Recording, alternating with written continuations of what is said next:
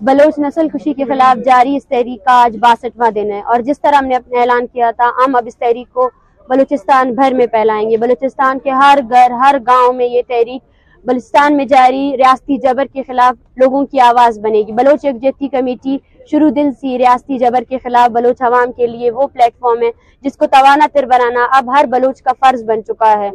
ہم اس تحریک کے 5ویں فیز میں بلوچستان کے مرکز کوئٹہ میں 27 جنوری ایک بہت بڑا عوامی جلسہ کرنے والے ہیں، جس میں ہم بلوچ، پشتون اور جتنے بھی مظلوم اقوام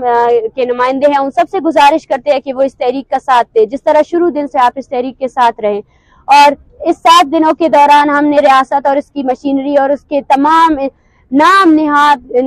قانون نافذ کرنے والے اداروں کو ایک ایک کر کے ایکسپوز کیا ہوا ہے۔ جس طرح ہم پر بٹن چارجر کیے گئے، عورتوں اور بچوں کو مارا گیا، اس کے خلاف انکوائری کرنے کے بجائے اس ریاست اور اس کے تمام ستونوں نے مل کر یہ کوشش کی کہ کس طرح یہاں پر بیٹھے ہوئے عورتوں، بچوں اور پوری جو اس کے پیچھے لاکھوں افراد کی جو تحریک تھی ان سب کو دہشت گرد قرار دیا جائے، ایک ایسی نیریٹو بنا دیے جائے جہاں پہ اس تحریک سے جڑے ہوئے لوگوں پر وائلنس کرنے کے لیے جسٹیفائی کیا جائے اور ایک ایسا ماحول بنایا جائے۔ یہ وہی جبر ہے جو 75 سالوں سے بلوچ قوم اس کا سامنا کر رہی ہے، اور اس جبر کے خلاف ہمیں اٹھنا ہوگا، ہمیں نکلنا پڑے گا۔ خوف کبھی حل نہیں ہے، خاموشی کبھی حل نہیں بنا ہے۔ بالاج کے خاندان نے، بالاج کی والدہ نے اور ان کی بہن نے ایک بہت بڑی قربانی دی ہمارے لیے کہ انہوں نے ہراسگی کے باوجود، تھریٹننگ کے باوجود اپنے فرزند کی لاش کو ہمارے سپرد کیا، اور جس سے ایک تحریک نے جنم لیا۔ ہم آپ کو بتانا چاہتے ہیں کہ ریاست اور اس کے ادارے مل کر بلوچ نسل کشی کو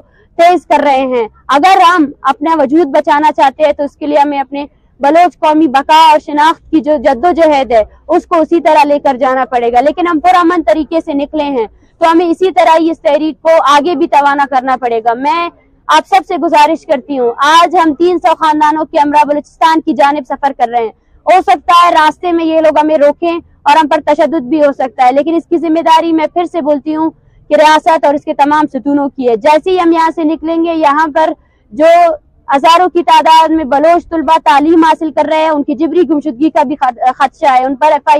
ایف آئی آر جھوٹے جو بنائے گئے ہیں ان کو جبری طور پر گمشدہ کیا جا سکتا ہے، ان کو مارا بھی جا سکتا ہے، اس کی ذمہ داری بھی ریاست اور اس کے اداروں کی ہے۔